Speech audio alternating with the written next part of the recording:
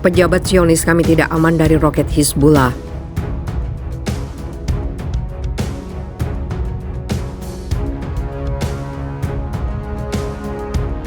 כל מי שירצה לפגוע בי, אני אפגע בו בחזרה. ומבחינתי המושג מידתיות חייב להפסיק להתקיים. אז אני אגיד לך משהו שמאוד לא נעים לומר אותו. אם זאת אמא ישראלית אחת בוכה, או 1,000 אמהות פלסטיניות בוכה.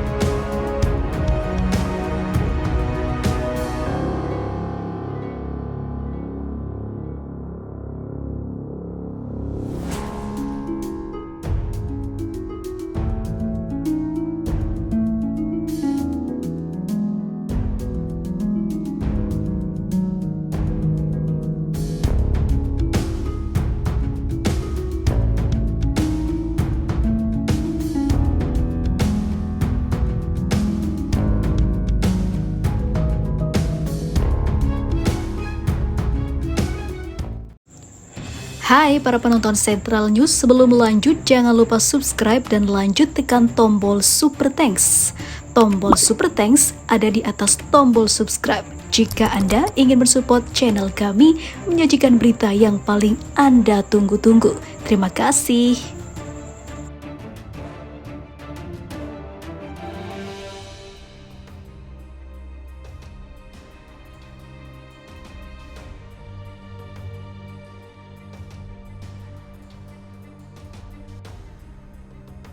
Kepala Majelis Pemukiman Zionis di utara Palestina Pendudukan seraya mengakui kekuatan rudal Hizbullah Lebanon, menekankan bahwa kita tidak aman dari rudal Hizbullah. Selama 23 tahun lalu, dunia menyaksikan bahwa gerakan Mukawamah Islam Lebanon atau Hizbullah memanfaatkan berbagai peralatan militer dan perlawanan yang berani, berhasil memberi kekalahan berat kepada militer Israel dalam dua perang tahun 2000 dan 2006. Israel mencatat dua kekalahan yang tidak pernah terlupakan. Militer Zionis membandingkan roket Hizbullah dan sistem pertahanan Israel, menyadari bahwa jika perang meletus, sejumlah roket akan mampu menarget sasaran penting rezim ini. Menurut laporan kantor berita Palestina Sama, Moshe Davidovich, Kepala Majelis Pemukiman Zionis di utara Palestina Pendudukan mengatakan, prediksi yang ada menunjukkan bahwa roket Hizbullah jika terjadi perang akan mampu membunuh ratusan dan bahkan ribuan Zionis. Dia juga mengakui lemahnya peralatan militer rezim Zionis untuk melindungi warga wilayah itu. Beberapa waktu lalu, Ketua Komite Keamanan Internal Israel, Vika Vogel, dalam pidatonya mengakui Hizbullah Lebanon telah memupuk kekuatan karena kelemahan dan konsesi Israel. Sebelumnya, media Zionis mengkonfirmasi kesiapan Hizbullah untuk perang total dengan rezim Zionis, mengakui bahwa Sekjen Hizbullah, Sayyid Hasan Nasrullah, adalah ahli dalam mengidentifikasi kelemahan Israel. Sementara itu, para pengamat Israel mengakui bahwa kekuatan Hizbullah yang terus meningkat selama 17 tahun lalu sama halnya dengan kekalahan terbesar bagi Israel. Sampai saat ini tidak ada yang mampu berbuat apa-apa. Disebutkan bahwa ketakutan Israel akan peningkatan kemampuan militer Hizbullah dan kekhawatiran atas terjadinya perang berkepanjangan, tidak siapnya rezim Zionis untuk menghadapinya, mengingat krisis internal terus-menerus di tubuh rezim terus meningkat. Hal ini juga disorot oleh media Zionis secara signifikan.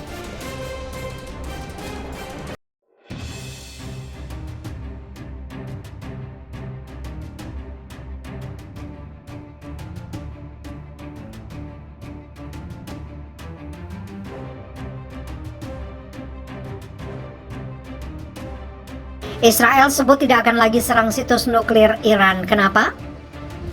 Tidak akan menyerang situs nuklir Iran lagi, demikian disampaikan Tzachi Hanegbi, penasihat keamanan nasional Perdana Menteri Benjamin Netanyahu. Alasan perubahan kebijakan yang tidak biasa ini, kata Hanegbi, karena pembicaraan antara Teheran dan Washington telah berusaha untuk mendinginkan ketegangan.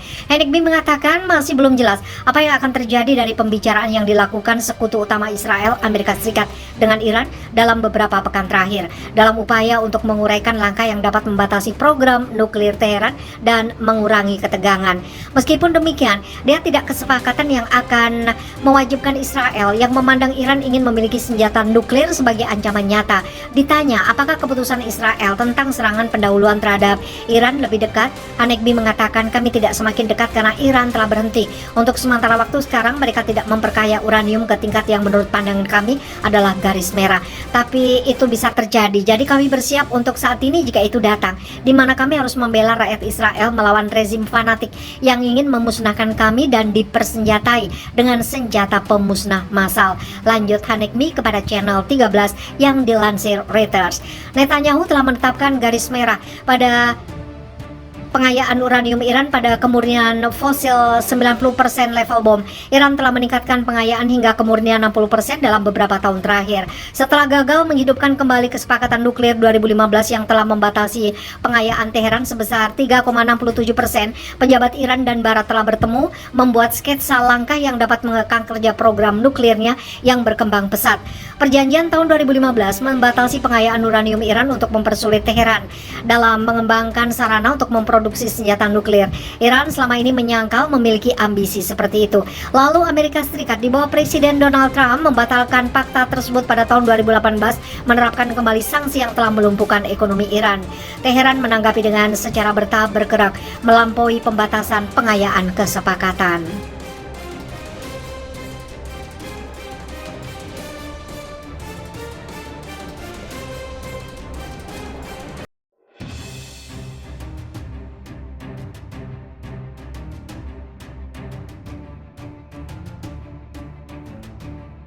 Lagi tentara Zionis tewas dalam latihan perang Israel.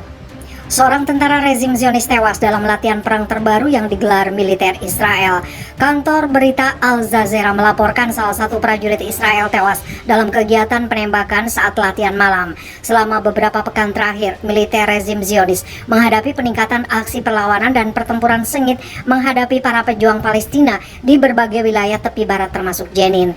Rezim Zionis setiap hari menyerang berbagai wilayah Palestina yang menyebabkan sejumlah orang Palestina gugur, terluka atau ditangkap dan dikirim ke penjara. Warga Palestina juga melancarkan operasi anti-Zionis sebagai tanggapan atas kejahatan Israel. Militer rezim Zionis meningkatkan serangan siang dan malam ke berbagai wilayah di tepi barat Sungai Jordan, tapi perlawanan Palestina yang meluas menjadi hambatan serius mereka. Gelombang perlawanan para pejuang Palestina menanggapi kejahatan Zionis yang tidak terhitung jumlahnya dengan cara apapun yang telah menciptakan ketakutan bagi pemukim dan tentara Israel.